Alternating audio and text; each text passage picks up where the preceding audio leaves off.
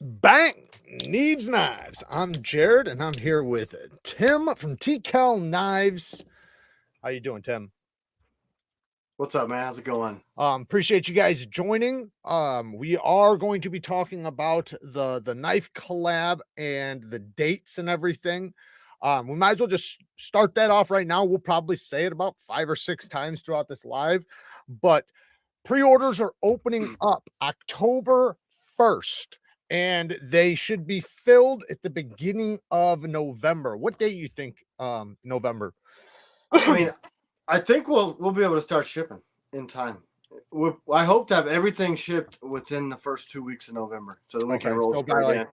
The 15th or something. Yeah, I hope so. Yeah. That's awesome. That's awesome. So let's do you have probably a better version? Do you have I have the final model. Yeah. Let's see. It's much slimmer. I'm gonna back out so they can. So that's the full dimension. This is the version that's got the smooth grip on the one side. So the G10 on one side, and then so that's our 3D resin model. That's the final. And the metal ones, actually, dude was supposed to send to me after he got done plating them, and he didn't. He sent them to plating. I should have them in the next day or so, or two, and so I'll be filming them and showing them in a video and talking about them a lot. So before we really get into talking about our knife design together, why don't you give everybody a little rundown of who you are and how you started TKELL Knives and everything? So I mean, I'm just a normal dude, right? But I started making blades when I got furloughed from the railroad in 2018, end of 2018, because I wanted blades that I couldn't find anywhere else. And I started out making kitchen stuff, but then all this stuff behind me was a part of my past that I wasn't always ready to, there's some haunts in there, right? And I didn't necessarily want to do the whole tactical thing, but that's what I was good at. Yeah. So all of my designs ended up going that way anyway. And then people are like, look, bro, put the Marine Corps emblem on the website, talk about what you did. And then I just started designing the blades and tried to make everything here. Not tried to, we do make everything in the States for an enlisted dude or a regular blue collar guy to afford something that they can take and beat the hell out of and last for the rest of your life. And that's the simplest version of how I got my start. Do you still do chef knives at all, or no? Just not every once in a while when my wife needs a new one. So that's like never. There you go.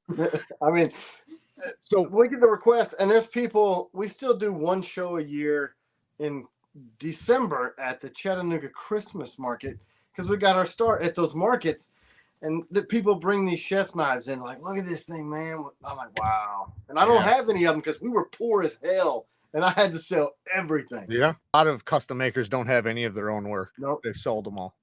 People are buying them on eBay now, and they don't really come up on the secondary market much. I'm like, hey, man, I'll buy it. Yeah. Have that.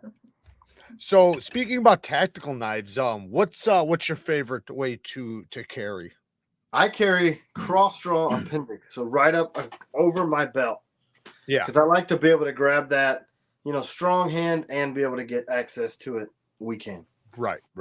Very smart. Very smart. Just the tip, just the handle. So my belt buckle's there, and that way I can get reverse and forward.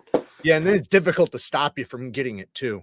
That's right. And then that downward motion, you're using back muscle and everything, and it's very hard to defend against that. And most people are looking at you straight in the eye, and they're not thinking about that blade coming from. Well, also, like if you're in a car, and somebody is pressing you in a car or in a doorway getting out of your car, like, and somebody's on top of you, it's, the biggest struggle is going to be getting to your weapon of whatever choice, and being right there makes it so hard for them to prevent. Like, so you can get it out and get to work really, really quick. That's why I designed the sheaths the way they are. The whole design of the sheath was around that carry.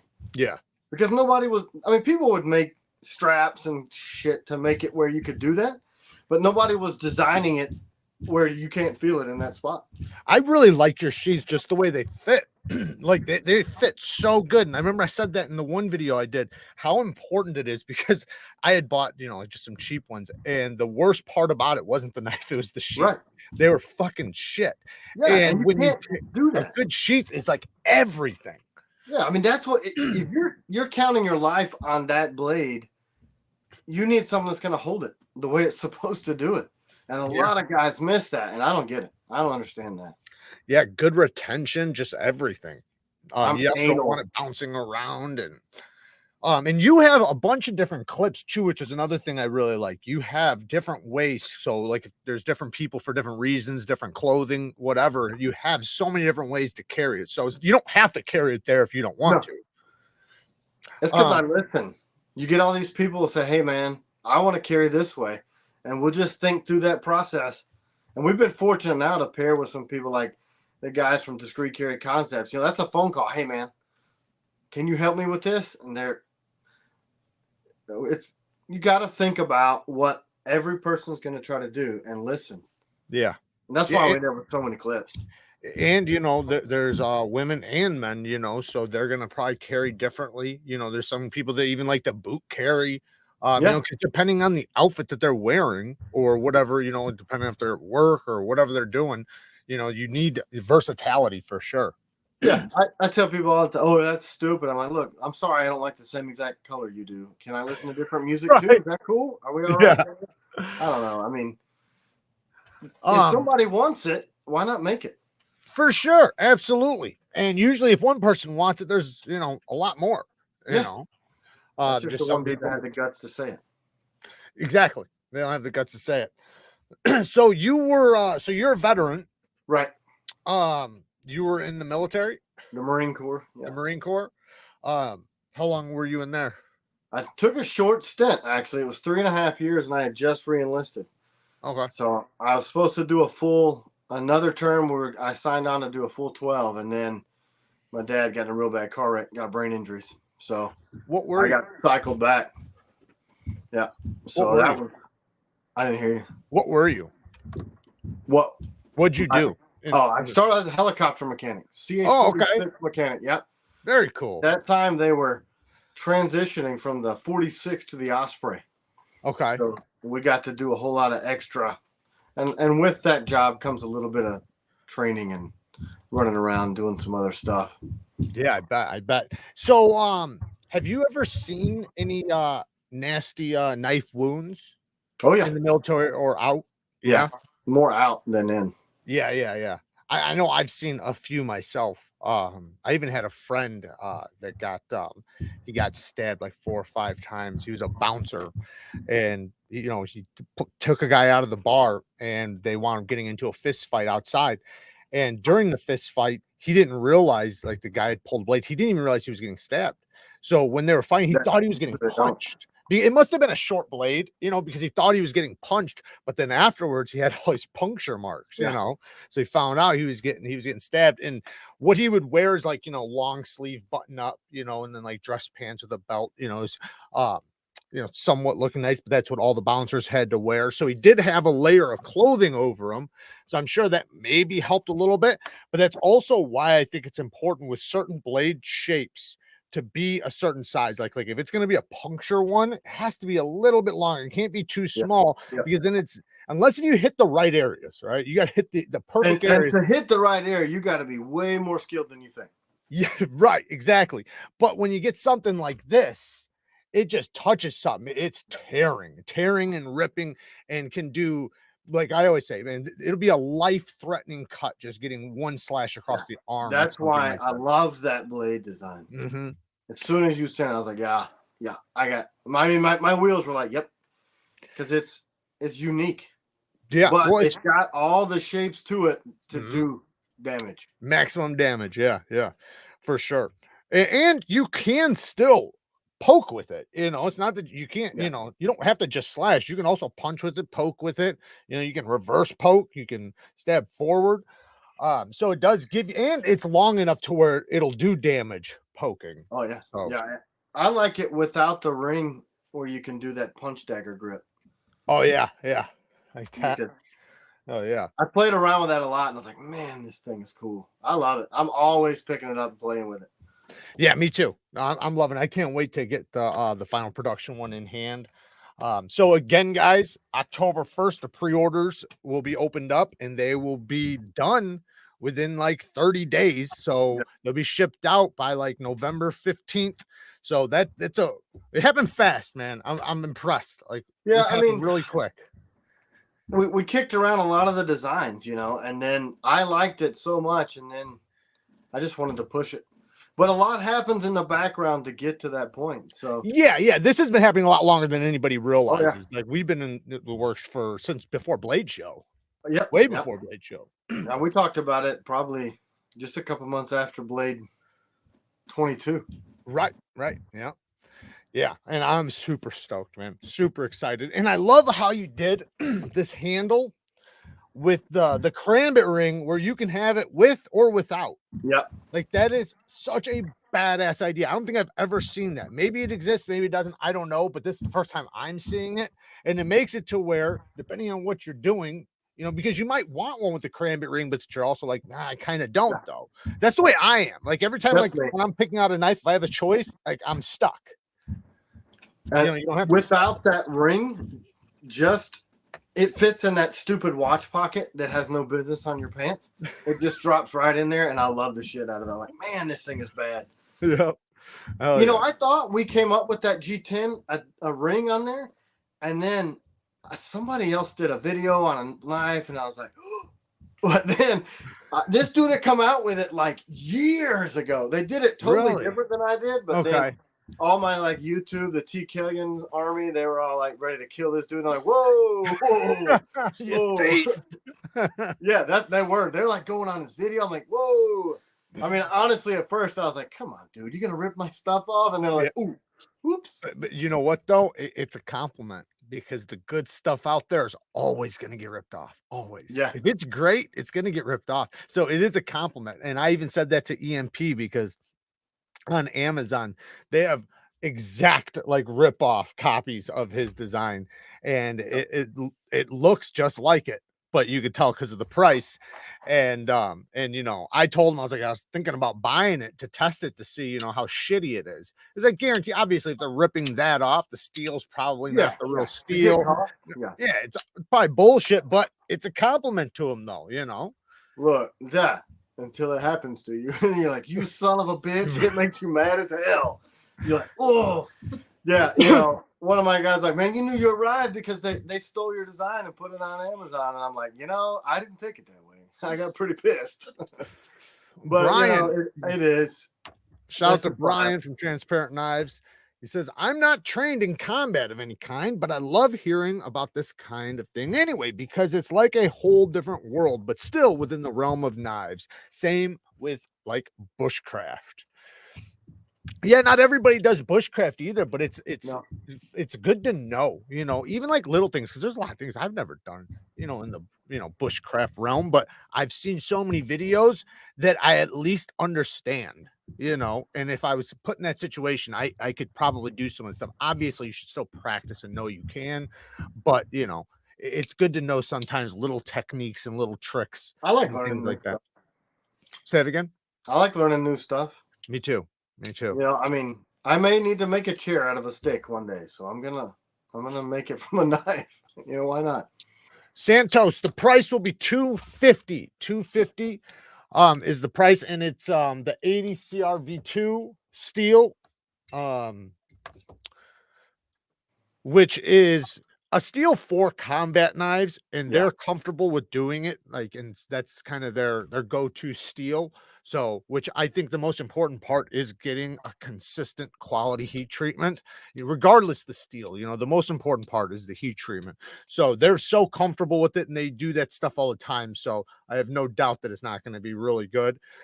And that steel is so damn tough, which this, you know, being the type of knife it is, it's not a work knife, you know. Not that you couldn't use it. You could obviously use it for whatever you want. You could use it as for EDC and stuff like that. But you know, it's a purpose-driven knife. So I love 80 CRV. TKELL makes bushcraft knives that Hey, would I kill know a that small guy. dinosaur. Pete Drake, I know that guy. Oh yeah. So what is the biggest knife that you do make? That's the Sapper, the one we Sapper? did with. I don't know if you know Emery Morgenstern. He's on Tactical Rifleman. They got a pretty good big channel, but he was an Israeli Defense Force counter-terrorist. So look at this guy. It won't hardly fit in the screen. Oh yeah. It's a How long is that blade? monster. How long is it? The blade, well, the full length is right at 12. It's a big Nice. boy. But Yeah. that line on there and the word sapper in the military is a dude who searches for mines. And that's a thing in Israel. So Right. there's a lot of them. And that line is to point the tip. But we put this thick recurve. It's 3/16 stick, AEBL. I mean, this thing. That ain't breaking. Yeah, no. And that's what he wanted, quarter. And I'm like, no, bro, we're not going to do 1/4 inch on that thing. I mean, you'd have to have forearms like, oh Man, yeah. And you know, like you want it to be tough, but also usable in a lot of ways, you know. So does TKELL make kukris? This ish, right? It's ish, yeah. No, we have so many requests for them. We may be talking to somebody who's pretty big in the bushcraft world that wants one, but we'll see how that goes. What steel is it again? 80 CR. You know what? You know what? If you go, just so you guys know, I have TKELL linked at the top of the description. So if you want to see anything from him or whatever, you can see everything down there really fast. You can listen to this while you're looking through it. How long is it? That's a bit personal, don't you think? Your Canada has that. If you don't have a TKELL knife yet, this is your memo to pick one up. I'm on number 8, I think. Nice. Hell yeah.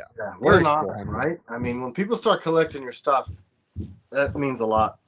Yes. Thank you, Todd. Yes. 80 CRV2. And Todd, put the link in right there. Thank you guys. I appreciate it, Kyle. So with this one, I know we talked about carrying right in the front. What do you think would be some other really good options for, because that's personally what you know, like my intended thought was right at the buckle. But I know other people like to carry it in different ways. What do you think are some other really good ways to carry? So when you see that angle, there's another blade, the TDI, that's popular for that concealed carry for a lot of the law enforcement military community.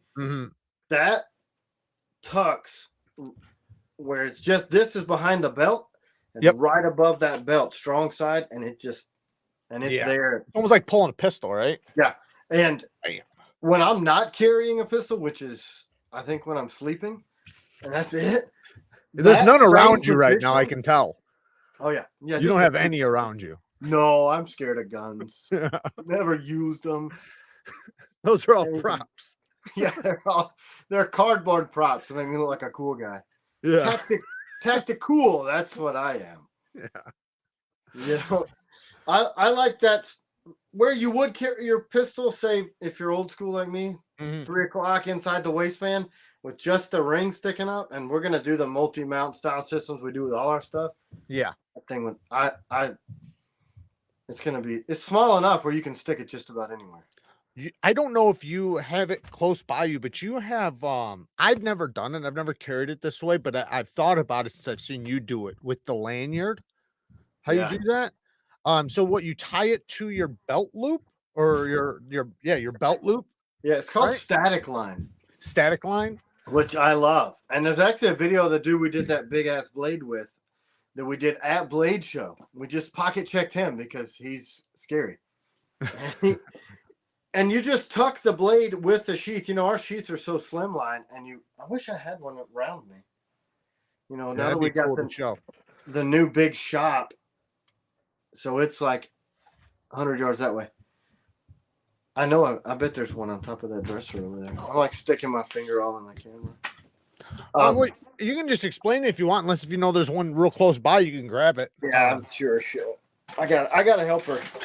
So you would take it, and we send them with a ball chain, and you run that through the ball chain, and tie it to your loop and just run it back through, and then you tuck that IWV, and when you pull the blade, it just catches on that chain and it auto draws for you. You don't have to worry about keeping up with your sheath. Right. And then you don't have the bulk of a clip sitting on the back. And it's just out super You fast. just yank it and the sheath comes with it at first, but then it stops because of the chain. Yep. And you just keep double drawing. it up. That video you're talking about, if you double that chain up and it just talks, it's super comfortable too. The static line's been a thing for a long time. So I'm not sure how many models, because for the coating, as far as the design we're doing, would you say half of them are going to be coated, or right? Well, they're all going to be black oxide, and for 50% of them, and the other 50 will be our nickel boron that we do. Can you explain the nickel boron? Well, nickel boron started life as a bearing, high-speed bearing coating. So it's an electrolysis process where they put it through several tanks and it becomes part of the top substrate of the metal. So it's incredibly slick, and because it's made for high-speed bearings, it's very, very strong. It comes in about a Rockwell 75, the coating does. So it's damn near scratch resistant. And then it got picked up by the military for bolt carriers to run high cyclic rate, and you can just wipe the carbon off and they just run for millions and millions of rounds. So nice. Really slick. And that's why I like it, because it's durable as hell. And then we can make the blades thicker, but they cut like a because it's a slick surface. Right. Yeah, that's awesome. Oh yeah. And the black oxide's not going to be as slick, but it sure as hell looks cool. No, definitely. And you know, having the coating on there, that probably prevents corrosion too, right? Yeah, it's about 400% better. Okay. But if you're gonna like salt water it, get the salt water off, put a little bit of oil on it. I mean, naturally I use gun oil because, you know, it's me. D says, my grandpa always said, you never have to reload a knife. He carried a yellow K sod buster for 87 years. Shout out to grandpa. I hope my blades are around. Bone says, all this time I thought I was selling my knives to pay some bills. Turns out I was selling my knives to afford to pre-order a TKELL FLN. Who knew? Very cool. Hell yeah. Appreciate it, man. Yeah, man. I do too.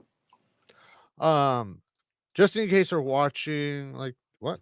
Just in case any of you guys watching like to see what really, really expensive custom knives looks like, check out this channel, Luck Knives. Yeah, definitely go and check it out. Go and subscribe to his channel. So pumped, just purchased a Weenixuzia in gray titanium with Damasteel Damascus. I think the only one that made it to Canada. One of 100. Can't wait. Yeah, that's a good one, man. That's a really good one. I know you're gonna love it. I got mine on the way too, and the video will be up on the 5th. I keep saying that. I've said it to the patrons, I've said it to the members, that I'm pretty confident that's going to be the best folding production knife of the year, because it is that damn good. So like I said, October 5th I'll be putting a video out of it. So again, I want to just say it again, because I know we keep having more and more people in here. October 1st, the pre-order starts for the FLN TKELL NEEVESKNIVES collab. October 1st, and it will be filled very quickly. These are happening very fast. So you're not pre-ordering to wait for months. You're pre-ordering just basically to claim that you want one, because in 30 days you'll be getting it. So it's going to be happening really fast, the beginning of September. So by November, by November 15th, you should have it. Yeah, I think we'll have them all shipped by then. And, you know, we're already in production. So it's not like a typical, it's more of a reservation. I try to tell people that, because we don't do that. Like, I feel like if somebody's giving me their money, I better damn well have this deal already. Yes, November 15th, Joseph, November 15th. But like I said, you can pre-order it October 1st to make sure you get one. How many are going to be made the first round? We're making 800. Okay. So we're going to do see how that 200 goes. Of each style in nickel boron, 200 of each style in the black. Nice. So. Very cool. And then some are going to have the metal Karambit ring. Right. and then some are just going to be the plain handle, and that will come with a G10 ring. Do you I know we talked about this before, but are you gonna have any micarta grips for these?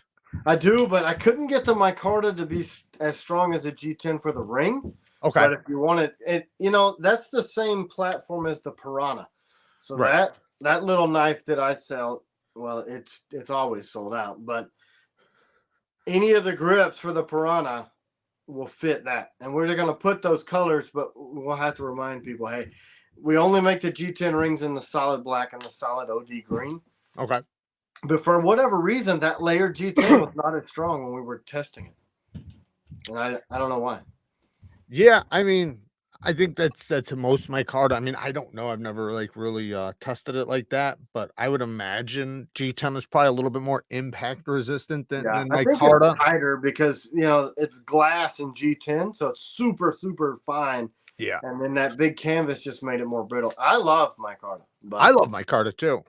But it does, you know, one thing I love about it is that it's warm and it's very comfortable, you know, and then when your hands are wet, it gets even grippier. The one problem or downside is that it will stain and things like that. You know, you can always wash it and boil it and things like that. But if you did happen to get blood on it, it's going to stay in there. You know, that texture that we put on our G10, we did that to mimic micarta. And a lot of people think that it is, but it's actually a micro. I love it.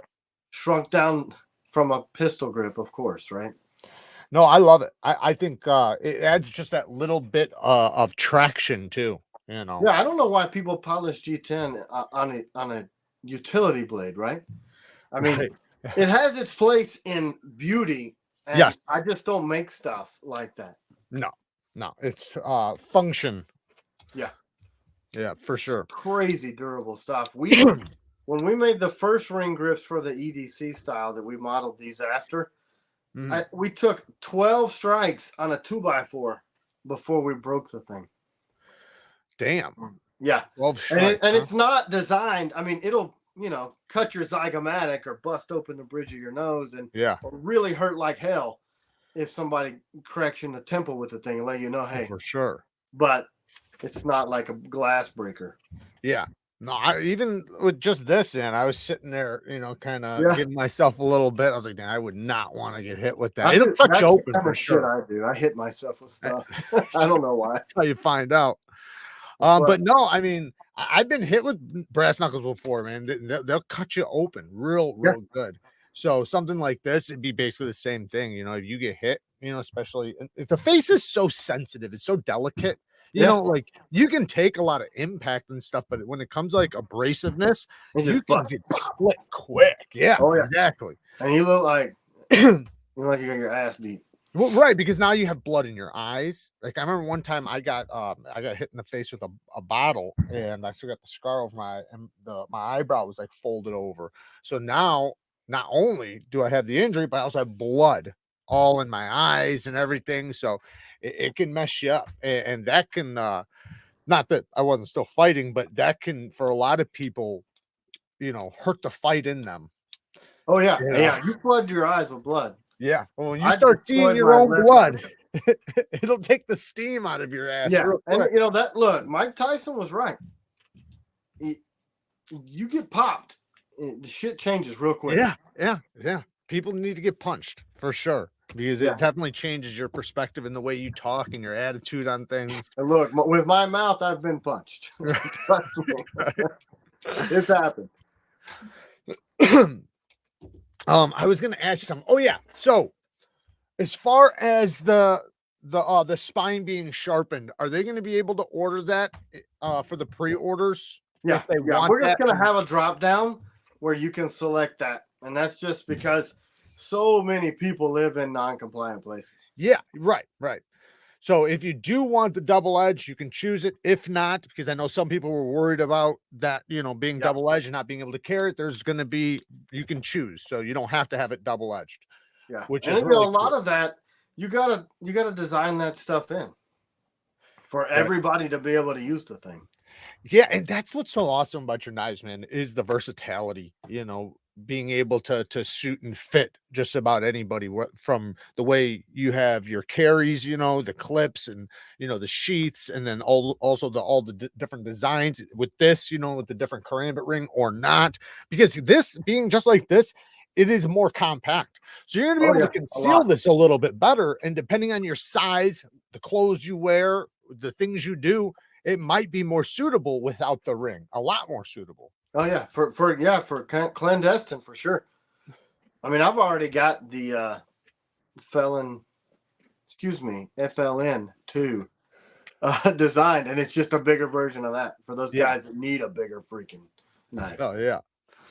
TKELL has a lot of grip options on his website for each blade in terms of color and design. Yes, head wounds do bleed a lot. Yes, they do. Yeah. I've had plenty. I got scars all over my head. If I shaved my head, I got like scars everywhere.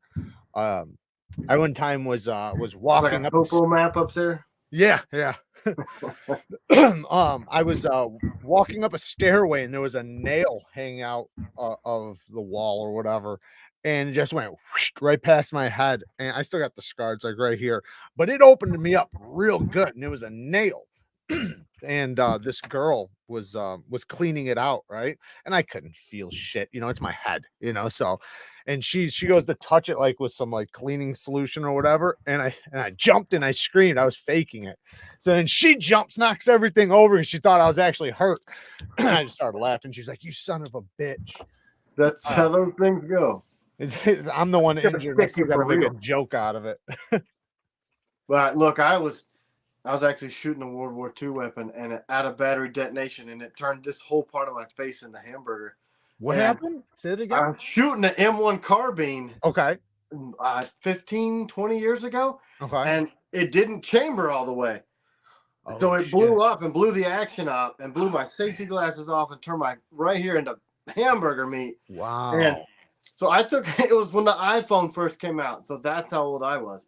And I took a picture, a selfie of it in the mirror, and sent it to my boss and said, "I'm probably not going to be at work today." And he's like, "What the hell's wrong with you, dude?"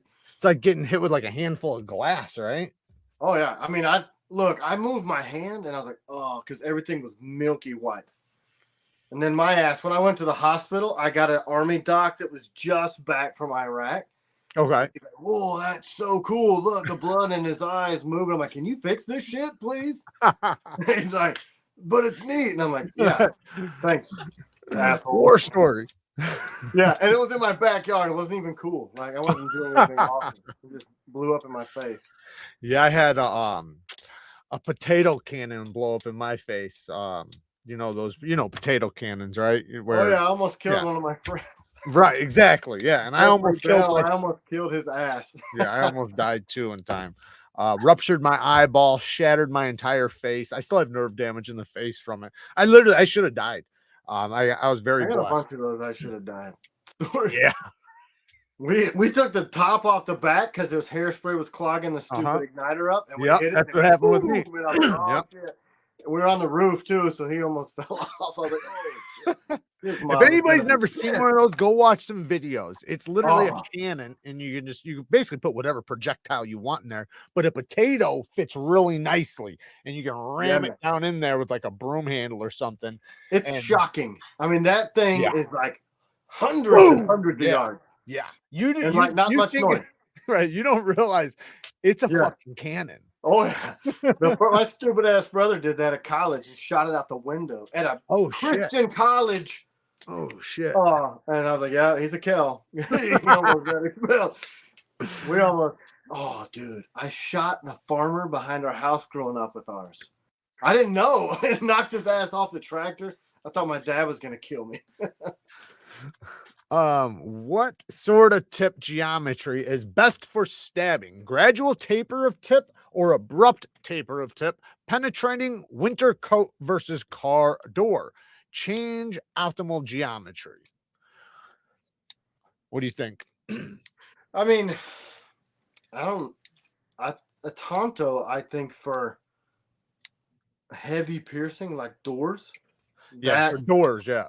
Yeah, for sure. I mean, For vest, it's always going to be a dagger style blade. Yeah. You know, if you want to go through a vest or something like that, because it's obviously got the most penetrating You power. need a medial ridge.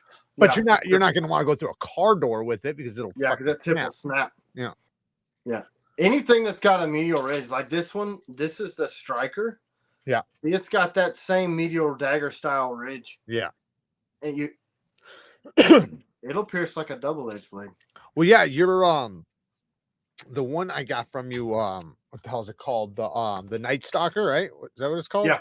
Yeah, that thing, man, that thing has got some real piercing capabilities because the tip is stout to where it's not going to break, but it's also pokey to where it's going to penetrate really nice.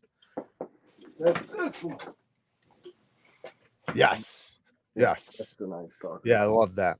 I got the one with the sharpened spine too, so. Yeah, the CQC, that's yeah. Yeah. We can't keep them. We cannot keep the Night Stalker.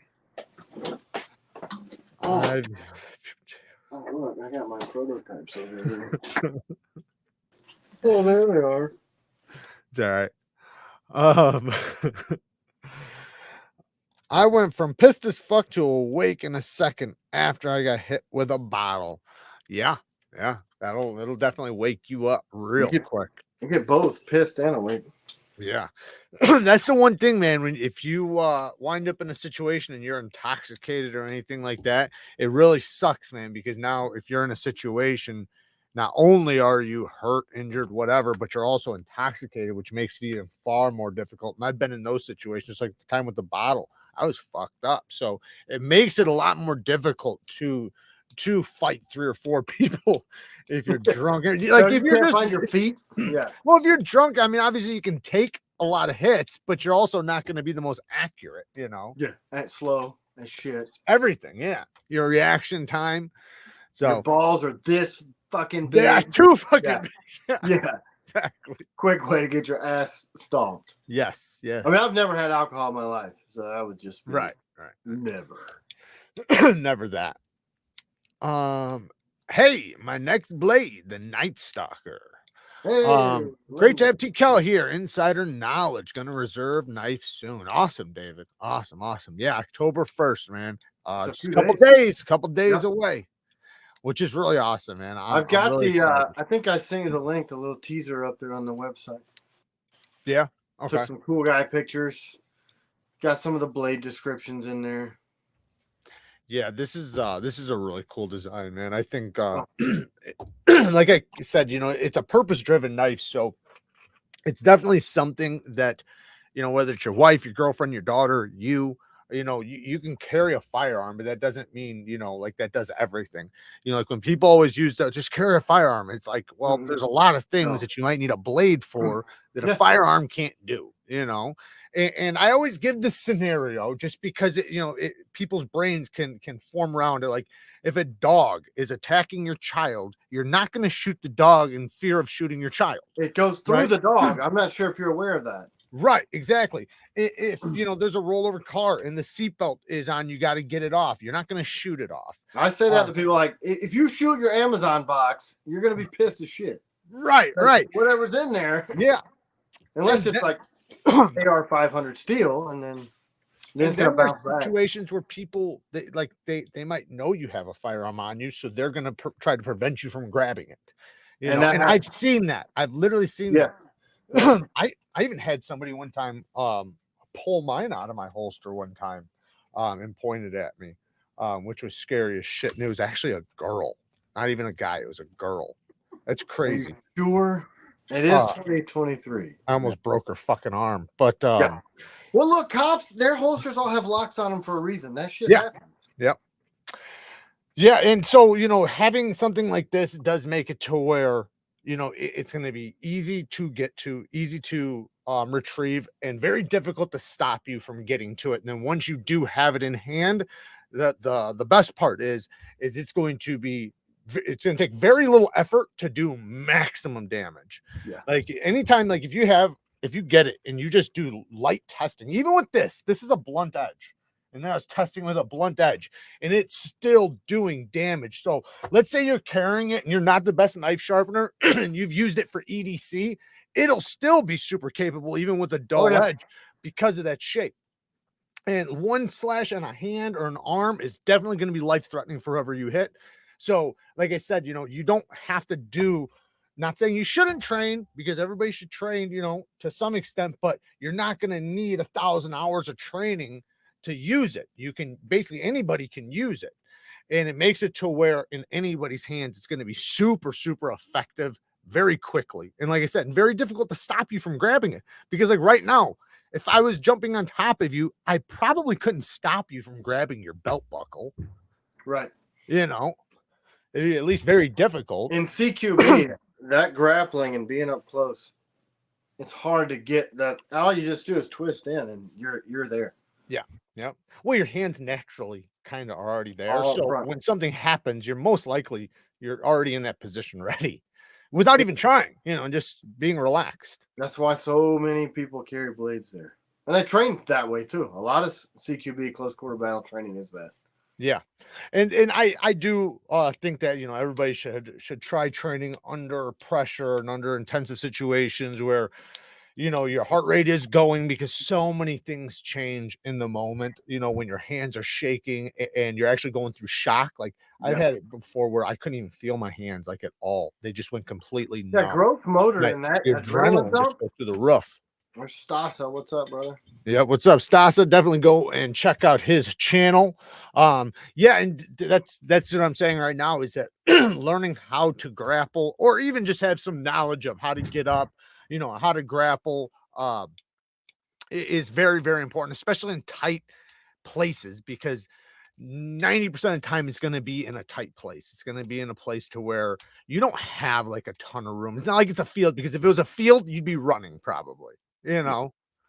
I mean, if you're smart, nobody wants to stay around and get stuck. That's me. Yeah. I say that shit all the time to people. I'm like, well, what's your best thing in knife defense? Haul ass. That's your best defense. Leave. If you can leave, leave. Yes. That's the number one self-defense, is get the fuck out of there. Don't get hard-headed. Don't be, I mean, obviously if certain scenarios are happening, be brave, but if it's not your kid and it's not worth your life, get the hell out of there. Yeah. I mean, look, you can take my bucks. You can have them. I'm not right. I mean, I'm over 40. I can't do that shit anymore anyway, but the hell, I mean, we all know I stood my ground in my life, but there's a time for that shit. Well, like there's times where I would have fought for fucking $1 in my pocket. Yeah. But right now, like to me, it's like, if this fucker needs $1 that bad, you can have it. You can have it. Yeah. Yeah. For sure you can have it. Like, here's a 20. Yeah. Just for like having the balls enough to try it. Well, that's desperation at its finest. And when people are desperate, those are the most dangerous people. Yeah. When you're desperate, and I say this to everybody, people, don't think that they can be desperate, but I promise you, under real desperate situations, you'd be the same way they are. Oh, you don't think you would be, but you will, because it's going to be about survival. Like, like if your kids are threatened, or if they're starving or something like that, you're going to do whatever it takes to feed and take care of them. Will. Yeah. Everybody will. Everyone. Yeah. And so when it's the other person on the other end and they're desperate, like they're usually going to do something by any means necessary. And if you're in the way of that, but that's why it's also, smart to be prepared, because you also never know how far they're going to take it. I seen this time where, I felt, man, it's so bad, because the guy gave up everything, and the guy still shot him. Oh, I felt so bad for him, because it's like he literally didn't fight at all, not even a little bit. And there's people out there that'll do that shit. I mean, yeah, people tell you, just give it to them. Just, look, there's some people that just want to do harm. Yeah. Yes. Yeah. There are evils out there for sure. Yeah. I get those YouTube comments. Where do you live? I mean, I live in a rural area. I mean, we're an hour and a half out of Atlanta, but we used to live in Atlanta. People do dumb shit everywhere. Oh, yeah. Yeah, you don't even have to be in the city. No. You know, you don't have to be in a city at all. I've gotten into shit. I was in Missouri and got into a bunch of shit out in the middle of the sticks Yeah. with a bunch of people, you know. Next thing I know, we're in a car chase with baseball bats and a bunch of stupid shit. But you know, bad things can happen everywhere and anywhere. And then I always like to put in, you know, animals too, because they can be so like unpredictable. You don't know like what can happen, you know, like I've seen so many dog attacks, you know, violent For dog nothing. attacks Just like they just. out of nowhere. Like it just comes in running. You weren't expecting to even see a dog. Oh, I know. The next thing you know, that sucker's on top of somebody They're or on top of fast and another. strong. Oh, so strong, so fast. And some of them, when they got a hold of something, it's going to take either you know, suffocating them and knocking them out or killing them, one of the two, I because they're mean, not just going to up the stop. road from here, we had a guy's dog that got attacked, Mhm. and our neighbor just had this dog clench head and just Yeah, beating this thing to death, and nothing, yeah, nothing. yeah. You want to, if you can, like somebody was saying earlier, learn some grappling skills. You can choke a dog out. So that's the Oh one yeah, thing. If you don't have something on you, choke them out. But I mean, if you got a tool on you, you know, get to work. yeah. I mean, the grappling level to keep a person completely stationary from not being able to access anything. Yeah. Oh, That's a that's tough. lifetime of training. Yeah, yeah, yeah. For a human, yeah. I was speaking on a dog. Yeah, for a human, if you have a blade, like I heard somebody talking about this. It was an MMA fighter and a kickboxer, and they were talking about street fighting and stuff. And dude was saying like that, oh, I could kick his ass even if he had a blade. No, you couldn't. No, No, you probably couldn't, not. because all the grappling skills aren't gonna matter if you got him down and he pulls a blade out and slides it across your, you know, your back. You know, Yeah, all ends there. if you're knotted up and this dude's got a hold of you, and you're stuck, Yeah, yeah, and you don't know. Most right. times, you don't know. Yeah, no, for sure. Um, yeah, I seen this thing. I think it was on Joe Rogan, but a guy got attacked by a mountain lion. And he killed the mountain lion with his bare hands. He actually did choke the mountain lion out. Obviously, he had some serious wounds Something. because of the claws and Oh stuff, yeah. but he lived and the mountain lion died. Talk about a fucking story, man. I'd have that fucker on the wall. I Oh yeah. really would. I'd have like wax arms around his neck. Just Yeah. Well, that's basically what he did. And I think, I don't know if he got on top of him like this or if he got him like, I'm not sure which way, but either way, he choked him to death, which is badass. hell yeah. And you fight for your life, man. I mean, that's it. Oh I yeah. do like watching those when animals attack things because I'm Uh-huh. weird. For sure. We had we were in Colorado and a bear slid out of a tree while we were on a path and just like slid out and then was standing there. and and I just stood there because, you know, Kara was there. So, you know, I just told Kara to back up, you know, because I'm obviously going to stay in between, you know, her and the bear. So if something happens, you know, she's not going to fight the bear. Obviously I am. So I stood there and I stood my ground, and he was standing on his hind legs, but I could see by his body language, and I've done like a lot of like schooling on animal psychology and stuff, so I know it very well. I could see by his body language he was looking for a way out. Like he was like trying to like looking behind him and looking at me. So I could see he's looking for a way out. Just give him some distance and he'll leave. So I backed up, and I actually, the only thing I had on me was a knife. So that's what I would have had to have done if I had to, but I backed up and he got down and he wound up wandering off. But it's just the point, you know, you don't ever know when something is gonna happen, you know. Things happen so fast and it's the blink of an eye, and it's when you don't expect it, when you never would have planned for it, when everything seems so safe and fine. Like we were literally just on a regular walk on a gravel thing right next to homes. We weren't out in the middle of nowhere. We were right next to our cabin and everything. Like you would have thought we would have been perfectly safe, and then there goes a bear, you know, falling out of a tree next to us. You know, people ask me all the time, why do you keep all that stuff on you? Shit like that. Yep. Things happen, man. And you can't stop it. And it's just when, you know. Obviously, there's going to be some lucky people that never run into situations, but most people are going to run into something eventually, you know, one of these days, or at least know somebody who has. And then it I could have don't been you. know, like the news doesn't play in some people's towns. I don't know. Or they'll look up from TikTok. I don't understand. Yeah, right. Oh. Oh man, that's hilarious. Jiu-jitsu can save you from a knife, but instead of testing that, just run. I think it can save you from a lot of things, but yeah, get the hell out of there if you can, because you don't want to find out the wrong way, right? Because if it does go wrong, if you are able to to fight through it or whatever, then good for you. But if not, it's bad for you. Yeah, Like I really mean, bad.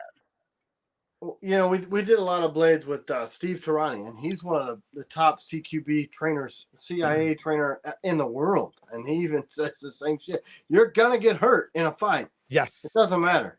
Yes. I don't care how trained you are, especially Yes. if somebody's got a blade.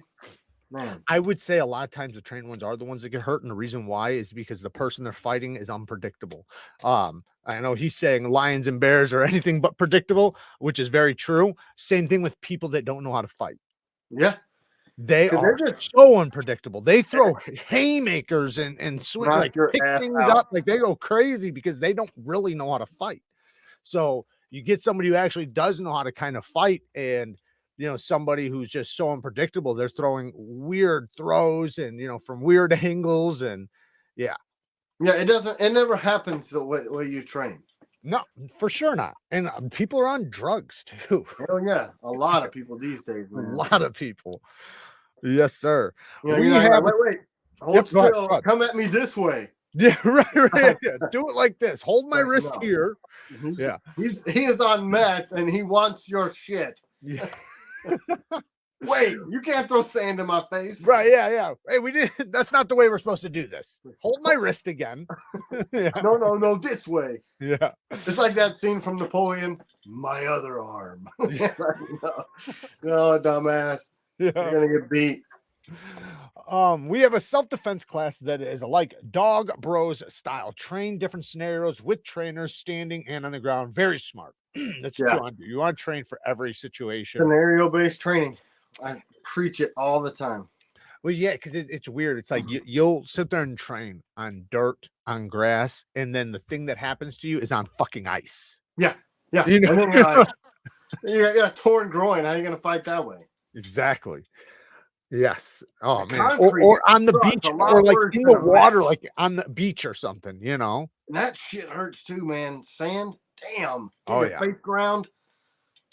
That's what we need to do. Just start going into dojos and throwing bags of sand everywhere. We get our ass beat, right? And we better have FLNs both sides. You always have to think about his brother, friend, etc., that will kick you in the face while you try to choke the dude. Yeah, that's why it's always bad to go on the ground in a street fight, because you're pretty much guaranteed to get football kicked in the head by the girlfriend, by the brother, by the cousin, by the friend, by the associate. Now, you're beating up somebody, you're the enemy to whoever they know. Yes.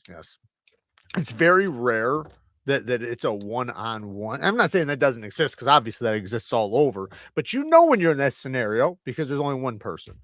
But in a lot of cases it's always more than one person, and getting on the ground can be the worst thing ever, because the other guy could just have a blade and just come up and start poking you. And my dad used to say, never underestimate the power of stupid people in large numbers. For sure.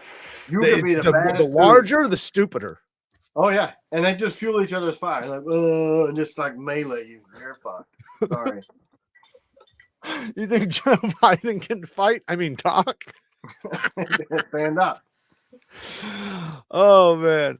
Just be aware is important. It's crazy to me how many people don't know what is happening around them. That is so true, Bob. Watching your surroundings. Put your phone in your pocket. How about that? I'm super jumpy. So like I take this walk every day, and I know it's a safe area, 100%. I know there's kids and it's super safe, but anytime I don't know, like the other day I was on there, and I have one earbud in, but my other one's out, and I can always hear everything around me, everything. So I'm walking, but out of nowhere, all of a sudden, feet right behind me, and it came out of nowhere. Well, and I turned around, like, you know, and then it was a lady jogging, and she was like, "Oh, I'm sorry, you know, because I you know, cocked back and shit." Oh yeah. Well, what happened was she was not on the path, she was in the grass, so you couldn't hear her feet. And then she jumped onto the path right behind me. So it sounded like somebody running up on me, right? Yeah. I'm the same And way, man. but just, you know, my reaction though, just because I've actually been jumped, I've had crazy things like that happen to me, so it's just a reaction. There's nothing I can do about it. It's just PTSD, whatever you want to call it. But I'm always paying attention to my surrounding, even in the best areas, or at least try to. So anytime something jumps out, like it kind of shocks me for a second, because I'm always paying attention. So if something gets past me paying attention out of nowhere, you know, it kind of freaks me out. Yeah. Look, I'm like that. I'm in the house and I'll hear something. Yeah, yeah. But that That's your serves you job, though, well. right? That's your duty. Yeah. I mean, I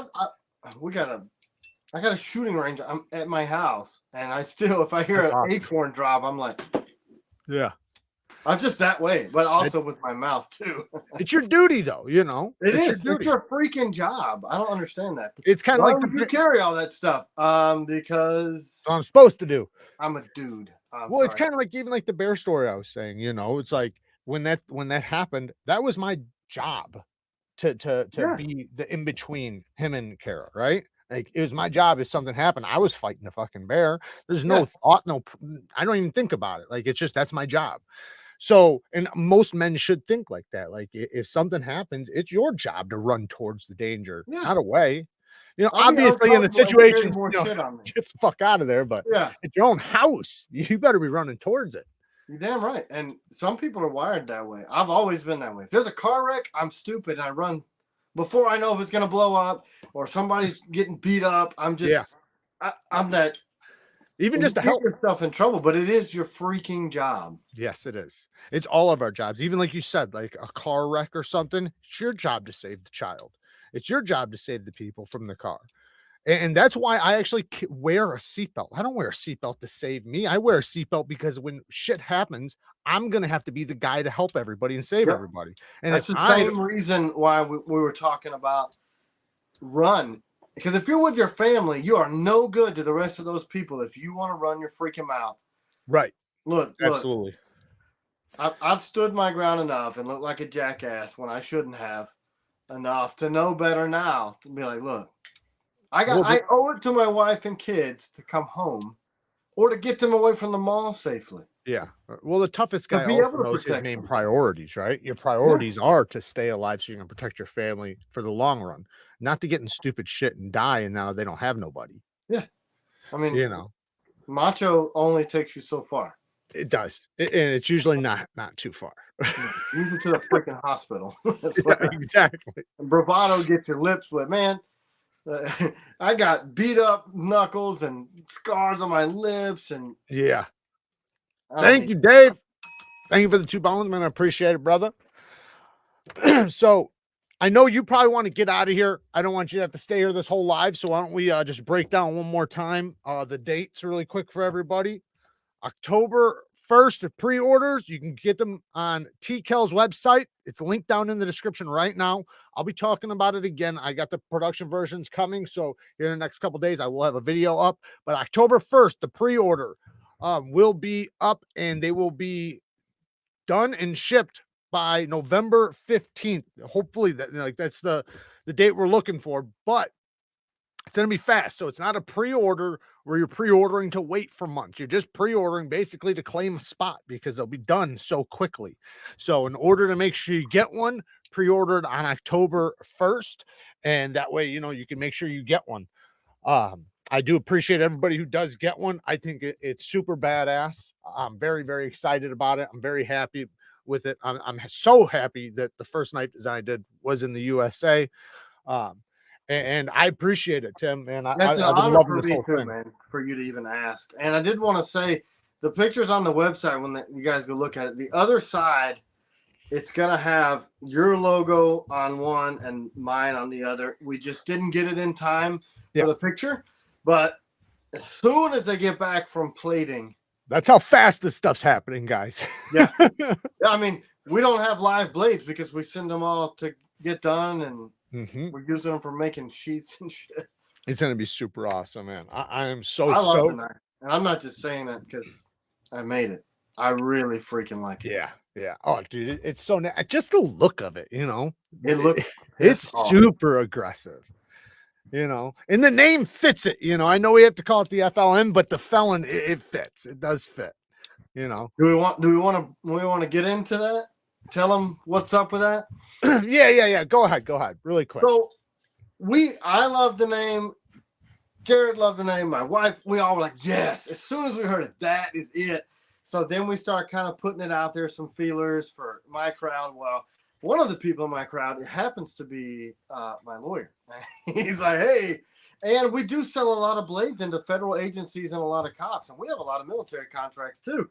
And he's like, look, man, you're pigeonholing a lot of people that won't buy it because of that or can't. And he brought up that case where that guy had the Punisher skull, and he's like, look, as a knife maker and as Jared being the other collaborator, you guys aren't going to get in trouble.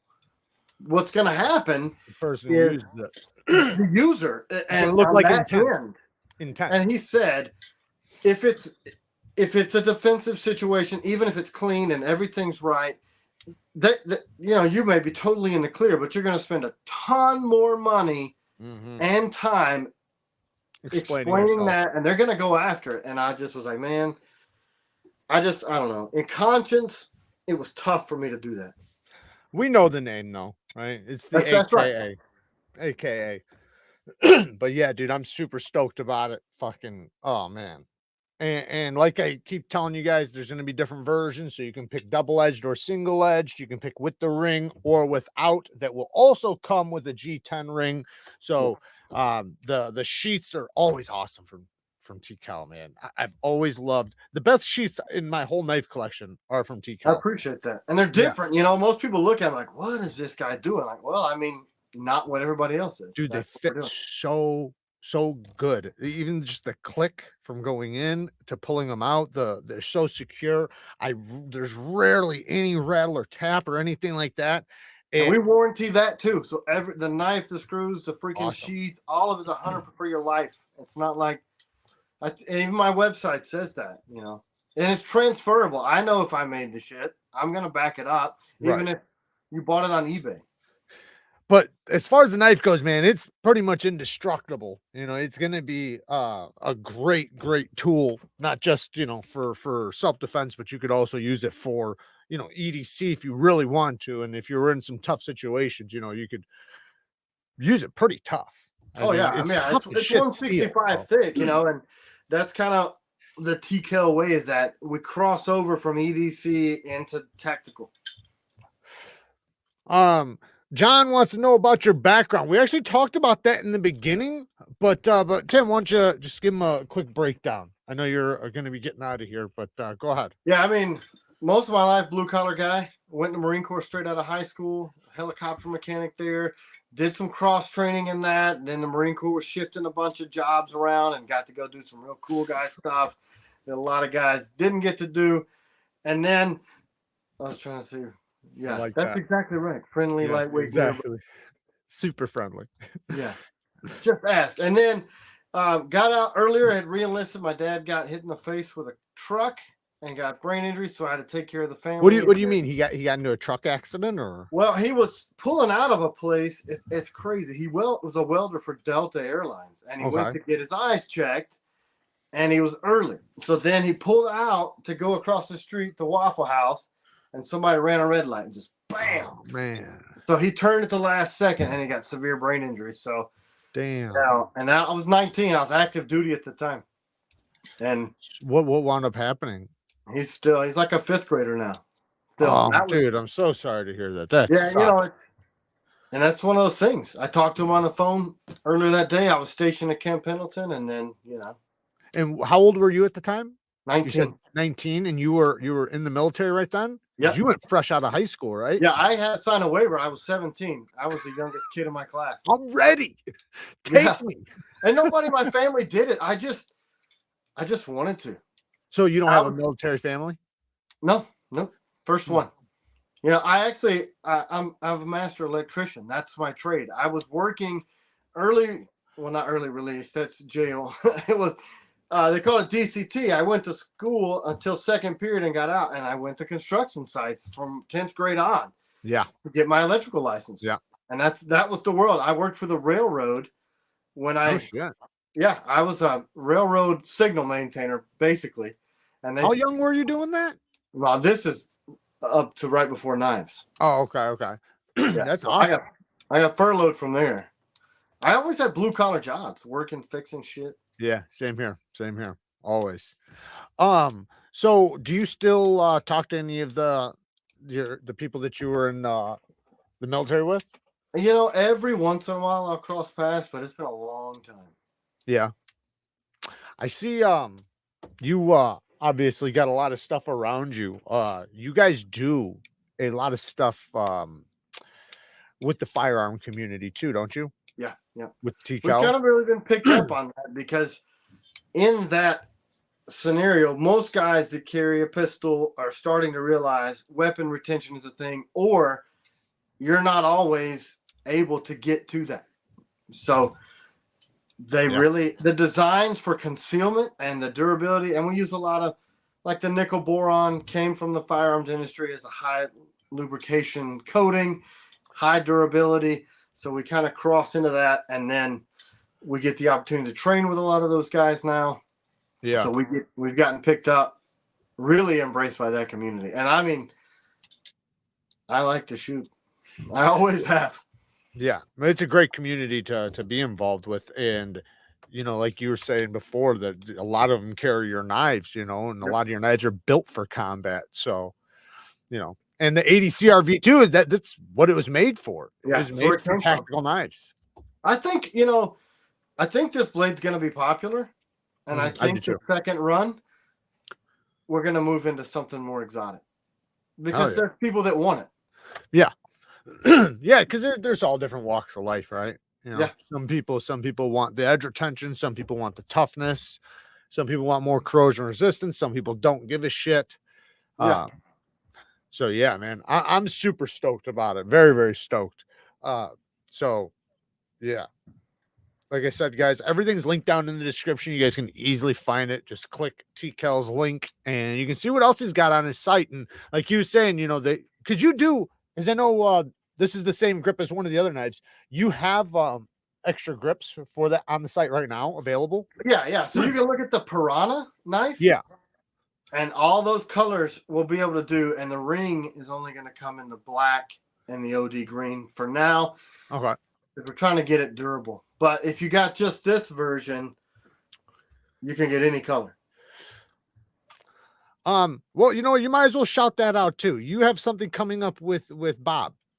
Yeah. Right? I was talking to Bob. We're it's a super, well, it's going to be the Agent series. So it's like really slimline, sleek. Poker. You know, Bob's got totally different flavor that he likes. Mm-hmm. And he, like you, he sent me this drawing and I was like, oh, yeah. Can I put my twist on that? And he's like, yeah, man. So it's a whole, I just like making stuff that is useful for whatever somebody wants it for. And it's daggerish. Yeah, I seen it. It's very pokey. Yeah. And it looked like it has, I don't know the exact size, but it seems like it's got a lot of penetration. So the footprint of it is identical to your Night Stalker. That's one thing he wanted to do. Okay, cool. He's super concealable, but he wanted one without a ring. And I'm like, yes. Yeah. And it's like ours. You know, you and I, people don't realize there is so much from both of us that went into the design of this thing. Yes. So much. Yeah, like I keep saying, it's a real collaboration. Like it's a true collab where we both it's 50-50 for sure. Yeah. I was just about to say something. I forgot. Oh yeah, Bob, man, he's got, like, when you look at his knife collection, he's got a lot of self-defense knives. Like he really loves it. And I know he's trained in that and he's done a lot of shit with that. So, but you can just see, like, you know, when the types of stuff he likes, that's what he's attracted to. He's very much attracted to the things that are purpose driven. Yeah, it's like us. Just like no us. apologies. Like, no apologies. This is what it is. Yeah. And that's what I love about him too. Sometimes he makes shorts too, you know, and you can see just by the way he's moving the knife, you know what's going through his mind. Yeah, You know? he's seeing where that blade's landing, Yeah, and it's not on YouTube. right. You know, Exactly. he's a good dude too, man. We got a lot of good people in this community. Oh, he's such a good dude. He's such a good dude. I know you met him at Blade Show. Oh yeah, yeah. I mean, he had me on his podcast before then, and I don't know. I think he found out about me from This Old Sword. Okay. And they're both trained in some similar disciplines. Yeah. But then he's just like, hey, and then he bought the Night Stalker, and he's like, holy crap. Yeah. But now he's an addict. I see his orders come through the screen, and I'm like, Bob, I'll call him. You want me to put your logo on it? He's like, yeah, go ahead. Which is an honor, you know. People that handle so many blades and pick mine. Yeah. It blows my mind. You guys are blowing up, man. You guys are doing great work. And I know it's just the beginning. You guys are kicking ass, and I can't imagine in 5 years where you guys are going to be. I mean, we're taking it one blade at a time, because it's like I tell people all the time, as long as we can make it at this quality or higher and still interact with our people, that's how many knives we'll make. And we're going to try to figure out, you know, we sell out. It's just about as soon as we drop everything. So we're not trying to make a whole bunch more blades because we want the money. It's because people are like, can I please get one? And I got my son's deploying, or my wife needs to defend herself outside the hospital. And I'm like, man, we'll try to figure it out. And it's tough to be a part of the community at the same time, like you said, you know, being involved with the community and everything at the same time while working so hard and knowing the people, you know, knowing the people that are buying your product, because there's so many companies out there where they don't know the people. And they don't give a shit to them. They don't give a shit, not even a little bit. And you can tell by the product. Our reviews, we don't filter those, and we try so hard. I mean, hours and hours and hours. Like the whole family's like, because, you know, we don't want people spent their hard-earned money on that stuff. Yeah. And I don't see how these companies don't care about that. Right. I don't get that. Well, like I say, sometimes some of them, the market that they are trying to reach are like the guys walking into Home Depot or something, you know, the guys that just, they don't think nothing of it. They buy it. They don't look at the steel. They don't think nothing.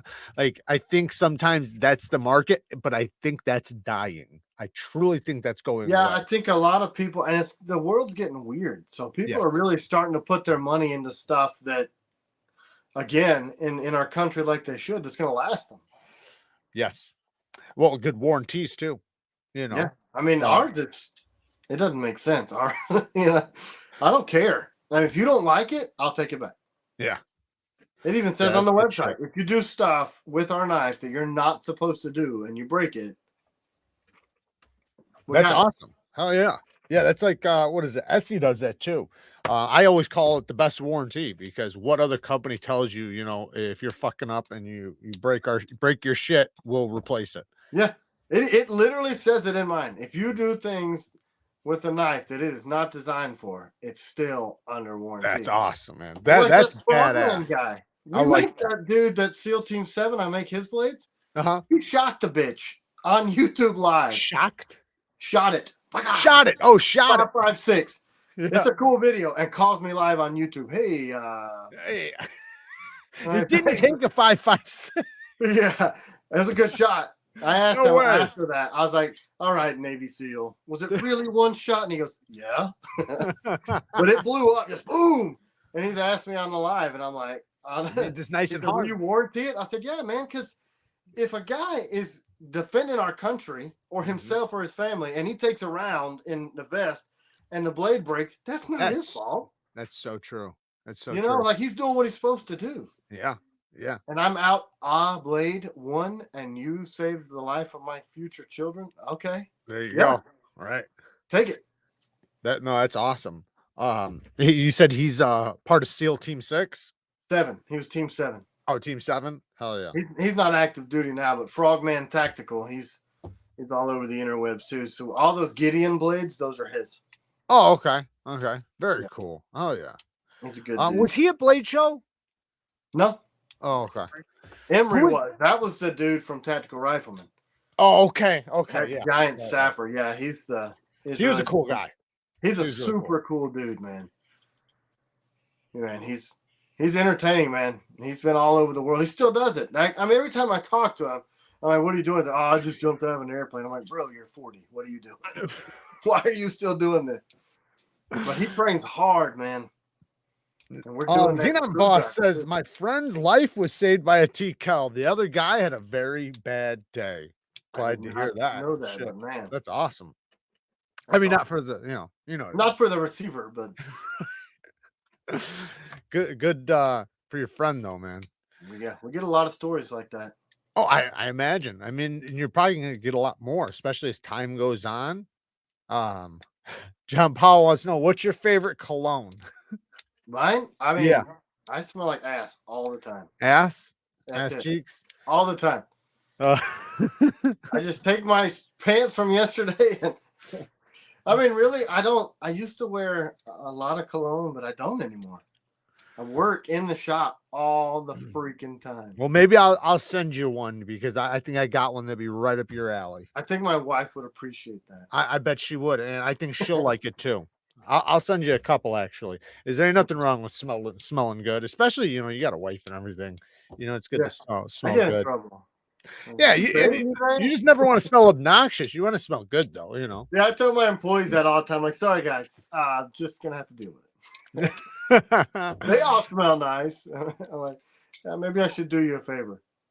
Right. The most experience my TKELL knife has seen is cutting a steak. Well, you're getting some testing in. You're getting some experience. He's a good dude too. Yeah. Stetson kind of guy. Stetson, yeah. That's some good stuff. I don't know if I've tried it though, but I've heard quite a bit about it. They still make it?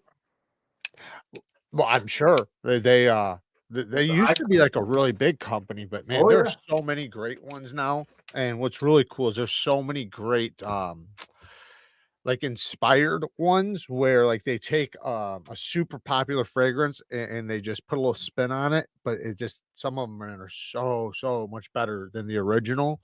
And like this one right here is called Game Time, and what it is it's the spin off of Creed Aventus, which is like a $400 fragrance.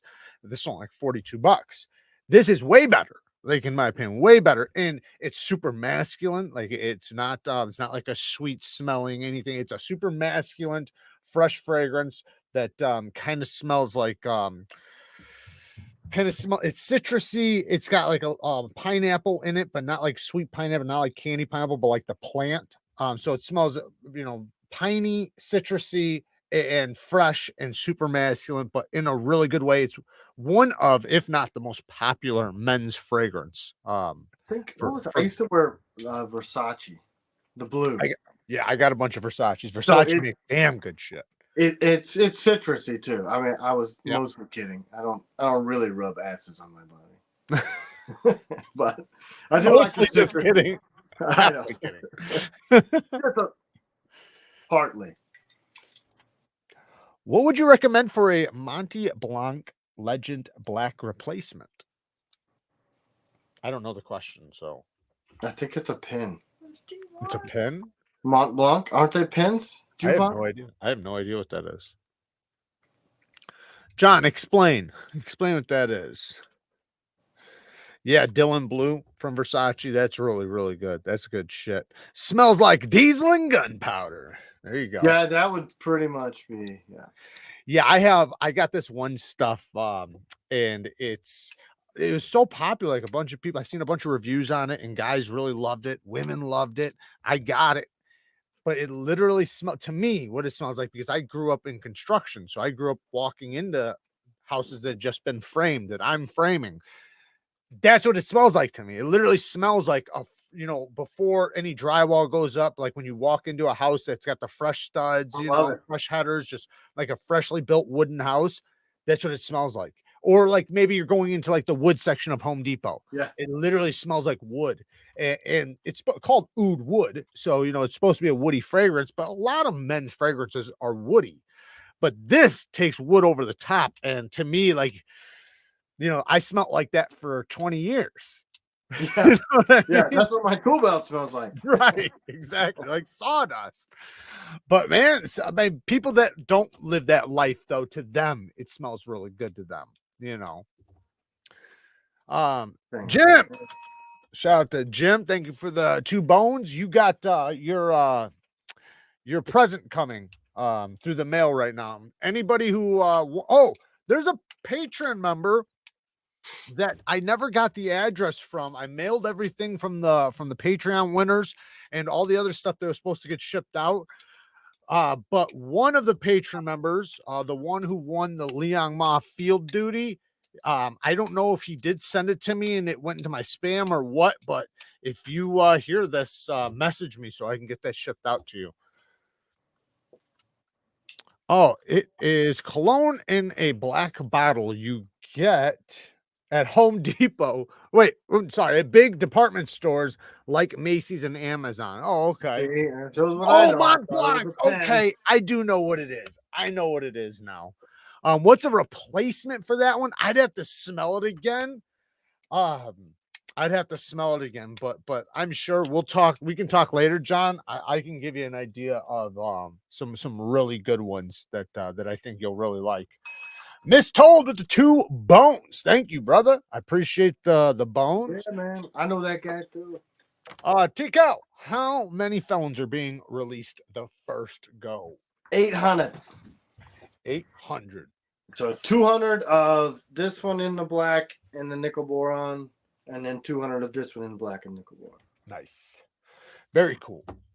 A bunch. It's our biggest batch to date, but we keep having to increase sizes to try to keep up with demand. Yeah, they sell out really quick. Oh, yeah. So I knew this one was going to hit. I mean, I was like, all right, let's just do a giant batch because they're going to sell out. yeah, you know, I'm pretty confident they're gonna. And I mean, it's just, dude, it's too nasty looking. It's too sick to not. Yeah, it's super you know. unique. There's nothing out there. And it's, I'm very confident in that, how effective it is too, which to me is the most important thing, you know, aside from everything, you know, like I said, you know, being able to get to it so fast, being able to not stop you from getting it, and then how much damage it can do instantly is so important. And I think it covers all of that perfectly. Yep. It's wicked. And then in TKELL style, it's born out of another blade with the grip platforms that we already know works. Yep. Yeah, that's his handle right there. Stasa says I carried my TKELL Piranha a lot this year. Uses the same grips from his Piranha. Yep, same grips. Yep. Thanks for carrying it, man. And that was he paid his own dollars for that knife. At Blade Show, he picked it up at Blade, and that was like one of 3 that I brought. They're sold out again. So with the piranhas though, you they're interchangeable. So do you have extra ones on the site that people can just order? So if they want like 3 different colors, they could just get 3 different colors. Yeah, we sell all the grips. And you guys have them in stock. Yep. Oh, very cool. Awesome. That's awesome. Oh yeah. You know, some people like to, you know, dress different colors, you know, match their outfit. Yeah, that's why we do that way. You kind of build your own knife, make it your style. And that screw, it's just a 9/64 Allen. Takes that out, and they're swap them out super quick. I love that too. Nice big hardware. Yeah. I love that. I freaking love big hardware. I always say it. To me, it makes you feel so much better when it's nice and big. You know, you're not going to strip it out. Right. You know it's tough. You know it's not going to break. So, I fucking can't stand stripping out hardware. I don't understand. I don't like dainty stuff anyway. We use the steel on those, on the screws, are 17.4. So it's the same steel that they make firing pins out of for firearms. Oh, yeah. I remember you saying that. Yeah. Hell yeah. What's the guy who makes the pins for Glock is in Georgia, and he makes the screws just close to here. Hell yeah. There, you know, that's some hard stuff. You damn straight it is. It's expensive as hell, too. Oh, yeah. That's what my friend did, the stabby to the other guy with the piranha. Oh, it was the piranha. Up close and personal. Yeah. The pokey. Do you have any pink handles for the wifey? You know, we did purple. Yeah, We purple. did purple. And we tried out a pink, but it ended up like bubblegum pink. Maybe that's what they want. Yeah, and everybody's like, ah. So I did the dark purple. It's super, super popular. We need to check it out again. I think I got some of the purple. The purple's really nice. I like the purple. It sells a lot. Yeah. But our manufacturer, they're in Connecticut too, and they can't get the pink. They cannot get it down. Not one that I think it didn't sell. The pink did not sell. That's all. We need to try it again though. But the purple, man, the purple's the shit though. So yeah, I like that purple. Bones wants to know where you're located. Northwest Georgia, just outside of Chattanooga, Tennessee. Chattanooga, I've been through there. Chattanooga's a cool city, man. It's real, a lot of cool people. It's got a nice vibe. Yeah, it's anytime like you're heading down like to Florida and stuff, you're gonna drive through there from where I'm at. Oh yeah, 75, right off 75. Mm-hmm. Just take my money, Ryan says. Take my money. Soon enough, buddy. Soon enough. Yeah, dude. I'm super stoked about it, man. So I'm sure you want to get out of here, man. I know you don't usually do 2-hour lives. I'm probably gonna cut it off in 15 minutes anyways. So you want to just give them a goodbye, let them know where to find you. Everything's linked down in the description anyways, but you know, you might as well you know, give them a something. Yeah, TKELL Knives, guys. We really appreciate it. We actually do. We really, really appreciate your business. Thanks for having us on too. And I did not put his Instagram down there, but definitely follow him on Instagram. It's the same thing. So yeah, you'll find it pretty quickly on there. So definitely go and follow him on Instagram. And he also has videos on YouTube too. Yep. So follow his YouTube channel. Why didn't I fucking link that? I'll definitely put that in there. So I'm going to put that in there. I'm actually going to put it in there right now. We're everywhere. We're all over the interwebs. It's already in there now. There you go. I got the YouTube channel linked down in the description. So definitely go and subscribe to his channel. He's got a really cool video. We were talking about it earlier. On person. What do you remember what it was called? On body carry. On body carry. Steve, what's up, brother? Two Bones. How far from Gainesville? About an hour and a half. Hour and a half? Yeah, not far. Yeah, Steve's down there too. So obviously in Gainesville. Let's hear a Tim story about being a criminal. That's all. You got any stories from your juvenile days? Yeah, I mean, I got myself in a little bit of trouble. I mean, did you? Oh yeah, yeah. What happened? You want to tell it or no? Some really dumb shit. I mean, which ones do we want to start with? I mean, I got in some trouble for coming up with a way to open cash registers with bobby pins. Oh, okay. Okay. Yeah. So the state didn't really care for that one too much. I did a lot of dumb shit around being on dope. Yeah. So a lot of shit around that. You know, my dad had that accident. I went kind of crazy. He was on medications and stuff, probably. Well, no, I mean he spent most of his time in the ICU. So. Oh, okay, yeah. I just went stupid. Started. Yeah, well, when your father's not there, I mean, what the fuck, you know? Yeah, I mean, most boys are gonna driving.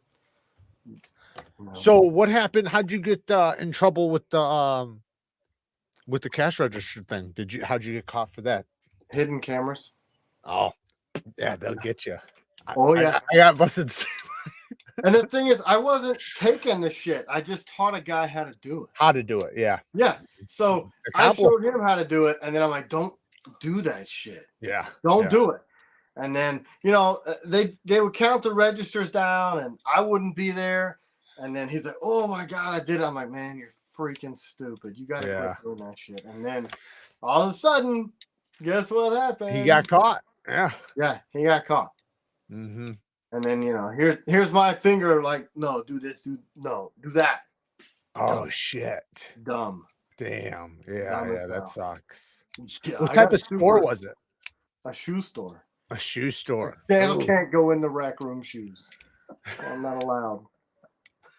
I don't think they know me anymore. That was like Yeah, 25 years ago. That's hilarious. Oh yeah. There's a Um, whole. I mean, there's like a string in that time frame of my life where I just, man, well, I with your feel dad terrible getting for into my that mother. accident, man. I know. Oh yeah, I don't. and I was going nuts. I was Yeah, going absolutely nuts. rebelling and probably just not a care, right? Like your testosterone's going through the roof, and you know Well, yeah, I came you got straight from shit. active duty to that, Yeah. and then it just. I mean, I don't want to blame it on the coping mechanism because I made the choices, right? I mean, Yep. I own that, and I Yep. did my time, and I did my probation and all that crap. Yeah. But it's a real thing, though. You know, especially when you're young, man. Like when you're young, your brain's not even 100% developed till you're like 25, right? Yeah. And that's what they say. So, and I think a lot of men, especially, you know, when you're young, you know, especially like early 20s and stuff, you're so hard headed. You're so like, you feel indestructible. You really do. You like, when I think about some of the stuff, I was like, how the fuck didn't I die? I Like, and I know. start thinking, like, why would I do that? I was so stupid. Like, you Oh start yeah, thinking and like yeah, that when you're older, but at the time, like, it was like, let's do it. You yeah. know, Say I won't. you're right. I mean, I did so much stupid Yeah, shit because people told me twice, right. "You won't do it." Oh yeah, okay. Yeah. Yeah, I just wouldn't back down, and I mean, I don't know. Yeah, I was the same way, man.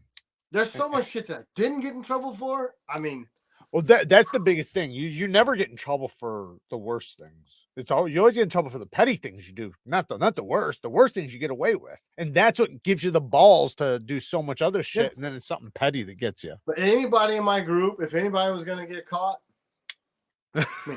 Is it you? Yeah, because I mean, I look like a little kid. I mean, I don't look like I'm over 40 now, and people are like, Right, "Man, right. I look like a baby." We were in Panama City when I was 17. I already had enlisted in the Marine Corps, my last hurrah. All of us are standing around on the strip, smoking and drinking. Yeah. And use your imagine when we were smoking. Nobody says shit. The cop is across the street, and he's like, "You in the yellow shirt," and I'm like, "Me?" There's like fucking 100 people around. Me. And then my buddy, he's like, "I told you not to wear that yellow shirt." I'm like, "It wasn't a fucking yellow shirt. It was my face. I look like I'm fine." Told you not to wear that yellow shirt, man. I told you not to wear the That's what yellow he shirt. said. I should call him out on here too. Where did you serve at? What state were you in?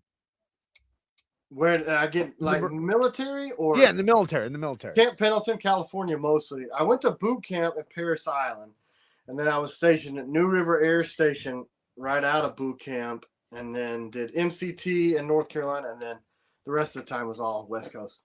Back when California was a nice place to go to. Man, I loved it. I loved California until I realized that the politics were so stupid there. Oh, I my wanted to God. live there. It's so But bad now. Like, it's beautiful there. It's so effing expensive though.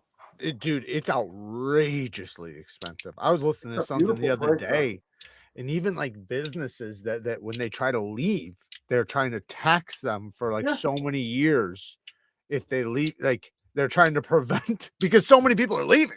I don't know how true it is and like all the details about it, but I think they lost for the first time ever, like in I don't know how many decades, they lost more people than they gained. Like a lot more. Like they Yeah, lost I heard a that shit statistic. ton. I'm like, man. And they're still doing the same political crap. Right. And it's like you're not learning nothing. You're gonna double down. I mean, the guy that works for People me. that stayed love it. Oh yeah, we love it here. We just can't afford it. They love tyranny. Yeah. What do you mean? I can't buy that? The Right? guy that worked for me moved from California because he got sick of it. Oh, dude, I couldn't do it. I couldn't do. There ain't no fucking way I could It do was it. awesome though, as a young kid though, you know, straight out of boot camp. Oh, I believe it. Yeah, I never I'm had sure. seen it. I was like, wow, this is cool. Beautiful weather. Yeah, yeah, and Perfect you know, weather. food. I like culture, so it's a whole different culture. I'm the same way. I'm the same way. We got a lot of it. So like here, man, it's it's literally a melting pot, like in Chicago. Obviously, there's shitholes, but there's also some decent areas, and like there's so many different cultures. Like like we have Chinatown. You'll have areas where it's like all Russians, and there's just so many different places you can go to with so many different cultures. So you get to be around everybody, and that's what's kind of cool. Like me growing up, like I never even thought anything about race or anything because Yeah, we we didn't. were all just mixed together. Like there was no, we were all that didn't fly in my house, man. Yeah. You didn't talk about anybody. You just didn't. I didn't care where they were from or what you just didn't. Right. I get my ass kicked. I didn't grow up that way. Well, also, like a lot of times, like for me, that'd be the person that'd have your back, or the parent that would come and help you or whatever. You never knew what would happen. So, it's I think it's good to be well versed with culture and different people. It's really good actually, because you should be able to be comfortable in any situation. I kind of take a little bit of pride in that, where I'm comfortable. You could drop me fucking anywhere and I'm comfortable. And you can learn from other cultures. So much. I 100% agree with that. I like people's backgrounds. I'm just always interested in that kind of stuff. That's part of the reason I went to the Marine Corps. I want to travel the world and see what was outside of Georgia. Yeah. A lot. Yeah, I think a lot of young men get that in them, where they kind of want to see the world, especially if you're from like a small place. I'm not saying you are, but like a lot of people that do grow up in small places, small farm towns and stuff, because there is so much out there. There's so much out there. How could you want to stay, in one area? Some people do it, man. I don't know. I don't know how. Not for What's the best way to clean G10? Do you have a secret? I use rubbing alcohol to get all the crap out of it, and then I put mineral oil back on it. Yeah, I basically do the same thing. Sometimes I'll use soapy water, like actual dish soap and water. That works really good. I've got a sonic cleaner from part of what we do for our sheaths. Okay. I mean, it cleans it. I mean, I bet it does. How big is it? I mean, I just got a little one because we toss our sheaths in there because after we do part of that welding process. That's cool. How long does that take? Seconds. Seconds? Yeah. Like you turn it on and you just see a cloud of black come out of it. Yeah. Huh. You're going to realize how nasty our hands are until you do shit like that. The California draconian COVID nonsense is driving people out in droves, left-wing nut jobs. Yeah, man. But like somebody's just saying right there, they're voting for it. So I think it's just batshit crazy. Like I can't imagine, man. Somebody told me to put on a third mask. I don't put on the first one, so let alone a third one. And I can't stand people trying to tell me what to do anyhow. And they're beyond that. Like they force you to drink out of paper straws and then give you plastic cups. Like if that makes sense, right? Why not just swap it? Do the plastic. I don't know. I'm not a big fan of socialism and people. Yeah. I don't like it. I despise it. I say the one thing, like I can negotiate with just about anything when it comes to like politics and everything. I'm open-minded. I'll discuss and debate just about anything, but we have to agree on the one thing, and that's freedom. Yeah. If we can't even agree there, then I don't even, there's nothing really I can talk to you about, because that's number one, right? The freedom of everything. It's a free country, and our freedoms are the most important part, and the reason why we were able to make such a successful country. And now that we're losing our freedoms, you see what's happening. And then we're giving it away. It's disgusting. We're handing it away. And I do think there's a lot of dirty politicians that make that inevitable, but you almost feel like, on both sides, man. Yeah, that's what I was just about to say. You feel like the guys like that pretend like they're trying to stop it or protect it, or just feeding into it and aren't doing anything. And it's just it's like two sides to the same coin playing two different parties. And they're keeping us like this, fucking hitting each other in the heads so that we're not looking at them. And as long as we're fighting about everything they throw in the news and everything they throw at us to fight about is we literally, it's like they throw a fucking steak in between us, and it's like we're just a bunch of hungry dogs. Yeah. Rather than look at it and be like, let's look at who threw the steak. Yeah, where did this come from? Why is this what we're seeing? Right. Why are they pushing this down our throats? Why do they want us to hate this person? People don't ask those questions. No, it's crazy, man, because they actually believe, like, and yeah, it's nuts to me.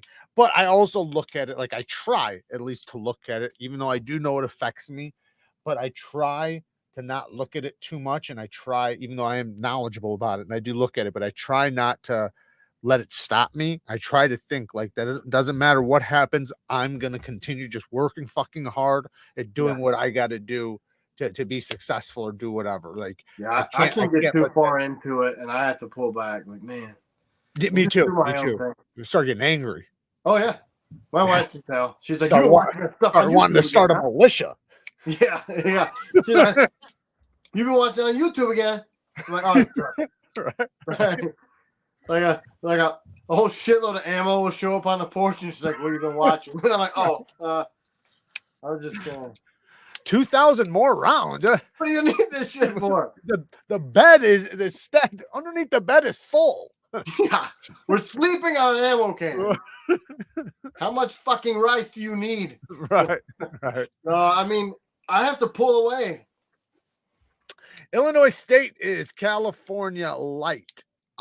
Illinois sucks too. I do agree, but what you're specifically talking about, Chicago. So if you look at the whole state's red of Illinois. Illinois is red, Chicago's blue. That's how it works.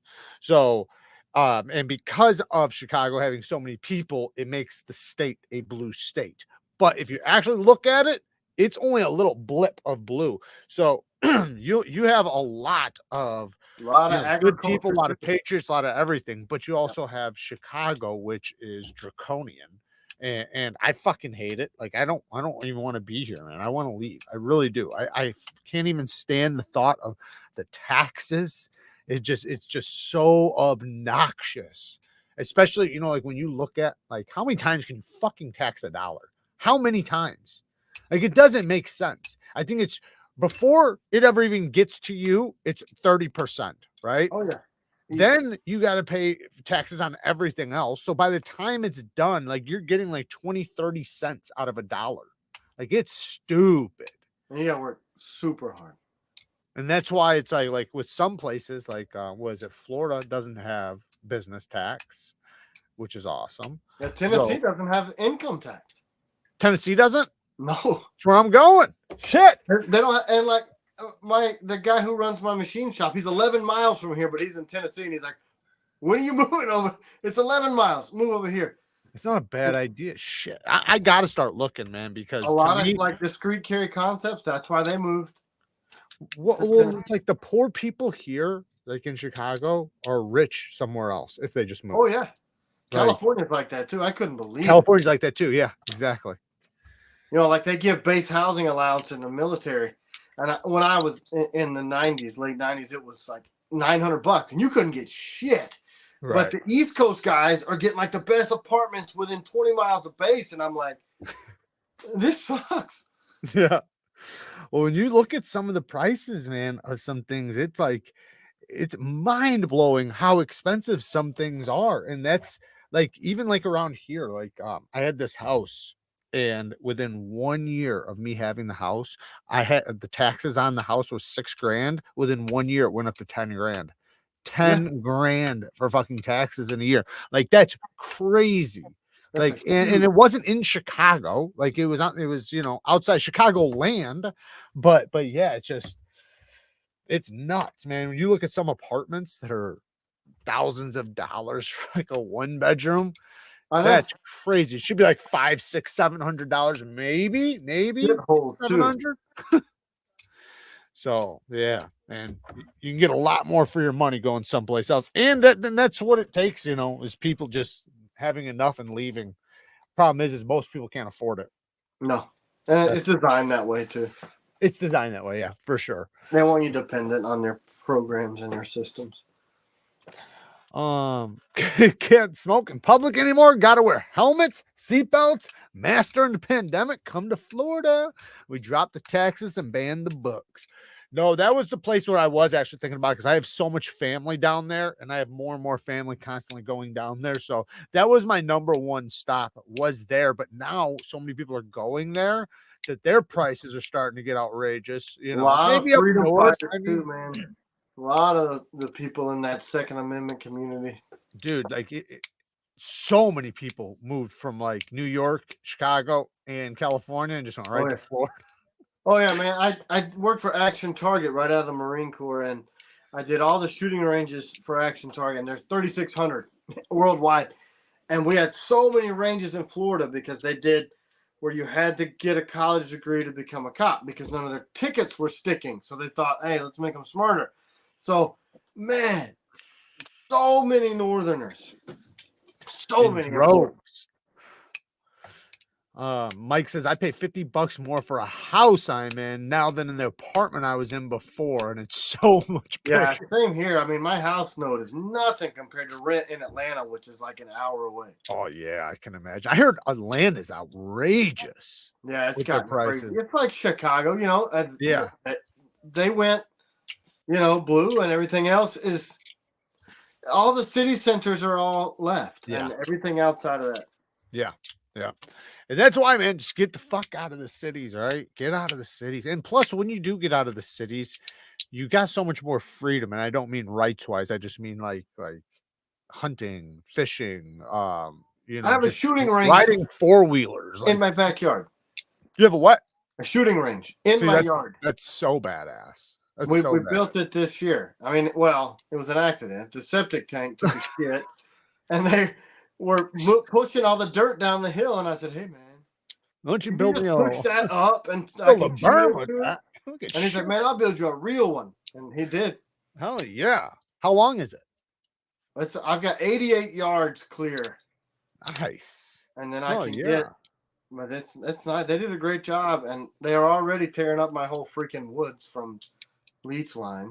So what type of area are you in? Is it pretty like secluded or like? Oh yeah. We had 160 acres right next door, but then they sold that off. It's pretty rural. Yeah, I mean awesome. That's the best. It takes us 40 minutes to get to the store, but there's one close, but it sucks. But you gotta go to the better one, 40 minutes away. But I like that. But there's still subdivisions and stuff around, but like on Sundays, it sounds like the 4th of July around here. Everybody shoots all the time. That's awesome, man. I love that. It's great. Is there good hunting down there? Or? Yeah. I mean, when I used to be able to, now I just make knives all the time. Yeah. But yeah, there's some big deer. Yeah, that's awesome, man. Now I trade knives for meat. I literally do that. Yeah. I've done that with different things too. Trading for meat. It's nice when you can actually, because you can get, say a half a pig or a quarter cow or whatever. And if you have a nice freezer, man, you can stay up with your meat all winter or all year. If you get enough we moved of it. Up here 8 years ago, I killed my three hogs, and that blows people's mind. They're like, "You used to raise pigs?" I'm like, I did. Pigs, chickens, all that shit. Oh yeah, dude, I think that's badass. I think that's like that's the best way to self-sustain, is to be able to grow your own food, whether it's raising your food or growing it from the ground. Being able to do that, man, that's awesome. Yeah, I mean, I thought that's what I was gonna do for a long time. Yeah, but then in the knives, it just took off, and I'm like, hey, you got to do what you're called for, right? That's right. You got your calling, shit. And it's awesome. I'm glad you're here. I am too, man. We're super blessed. I don't know. I don't really know how it happened. When I look back, I'm like, how did we get here? What year did you start? 2018. Okay. I sold my first knife in 2019. I know. And I didn't have I didn't know anything about the industry. I didn't know anything. I just started making stuff that I liked. And then people were like, "Man, this is different." And then I got shit on by a few. I tried to ask for some help. I'm like, "Hey, man, you help me make Kydex, my sheath sock." And they're like, screw you. And I'm like, okay. Damn. So I had to figure it out on my own. Trial and error. Yeah. And I didn't know what I didn't know. So I didn't know that everybody did it this certain way. And they're like, your sheath looks really different. Why did you do that? I'm like, well, because the other shit wasn't working and nobody would teach me. So I taught myself. And now they're copying me. Right. There you go. It's crazy that they wouldn't just show you though, man, because it's like, I mean, I know maybe at that time, you know, there was a lot of dickheads, but it seems like now there's so many great people in the knife community. Like, and you hear about it all the time, like even some of the custom knife makers that, you know, have apprentices and have people under them that they're teaching. And so now that they're starting to get successful, they speak about that. Oh, they were taught by so-and-so, and that holds water, right? Because then people are like, okay, good. I know this guy who has big credentials taught this guy. So now that kind of gives this guy a little bit of credentials too. Yeah. Which is good to have. And it helped me to not be coached by the industry because I think our stuff is really different. Yeah. But I mean, people are like, how do you do this? And I'm like, this is how I do it. Like, that's really weird. Sorry. I never would have done it like that. Yeah. Well, I tried to ask you. Right. And fucker. Oops, I'm selling more than you. Sorry. There you go. Oh yeah. I'm not like that at all. I mean, I really don't know. I don't know. The secret is, I think we treat people good. That's a super important thing. The way you are, like, in the community remembers. Trust me, the community, they're like fucking elephants. And if you're good to your customer base and good to the people, and you're friendly and you listen to them and you take their, you know, their criticisms well and everything else, man, the community will absolutely love you. But if you can't take criticisms well, and to me, sometimes, man, I just think about like, what a stupid fucking move from some of the bigger companies, because they'll have something critical come in. And I got to praise Medford, right? Medford recently, somebody did a video on him talking crap about one of his knives and showed the video, blah, blah, blah. Well, Greg watched the video with his team that would have been the ones doing the work, watched it, and then at the end, didn't say anything about the guy being a bad guy, literally went after his team and said, this is what we need to do better, you know, and took complete blame for it. I know there was other videos made after that, but at least in that one, you know, he did it right. Like, he took the blame. He said what was wrong, what happened, and he tried to show his guys, and he said, these are the things we're going to work on, which I think is awesome. Then you skip forward over to Rick Hinder. Yeah. There'll be a criticism, and he like acts like he can't do no wrong, and goes after the people, and like it just becomes stupid. And it's like, man, these are the people that, like, they're critical because they love your shit. They're not critical because they hate you. They're critical because they love your knives. You got to listen. Sometimes it's hard to hear. Yeah, I believe it. You know, and then I think that's, I don't know. People say, hey, have you ever thought about doing this? And I'm like, no, but let's think about doing that. Right. And it's good to evolve too, you know, and know what the community wants. Yeah, which is totally different than what you think. Stas says, I enjoyed hanging out with you so much at your booth last year. That's why this year I looked. Make sure I found y'all early. Thanks, man. Yeah, it was good. You know, we kind of sought to be more a part of the community this year. And it's really paying off, learning from the community and getting to know people, because we came from outside and fast, right? I mean, all of a sudden we're making a handful of knives, and then we're making thousands. And I'm like, man, these people love our stuff. We need to get to know everybody. And it happens so fast that we were literally nose to the grindstone making knives all the time. Don't even have time to go to shows, know who people are. And so we're really trying to learn more about, now that things are kind of getting even out and we're figuring out a production schedule. Yeah. Well, you did the one most important thing, I think, is just being involved with the community. Yeah. because they're the ones that are going to buy your knives, you know, the most. Obviously, there's different communities they're also buying them, but being involved in the community, having a presence on social media, all super important to growing, especially in Oh, yeah. 2023, man. And that's You know? what makes it good. Fun, you know? Yeah, for sure. All right, Tim, I'm going to take off. I appreciate you joining me. And again, guys, October 1st, the pre-orders, and they will be done and shipped hopefully by November 15th. That's the goal. So it's only basically a month away. So it's not going to take very long at all. There'll be $250 a piece. There'll be different customizations depending on what you want, which is really, really cool. And I'm super stoked. I'm super excited. I should have the production version here within the next day or two. Yeah. And then I'll be posting up a video hopefully before the first. But you know, it'll be right around there either way. We're pushing it. Man, we're pushing it. Like I said, man, I'm just excited it's happening so quick. I know it's been in the works for a while, but from the time, you know, like that, you know, we really started having things rolling, man, it's moving together really, really well, and I'm loving it. So, sure. All right, guys, thank you guys for joining us tonight. I'll see you guys later. Work hard, stay tough. Until next time, peace. See you guys.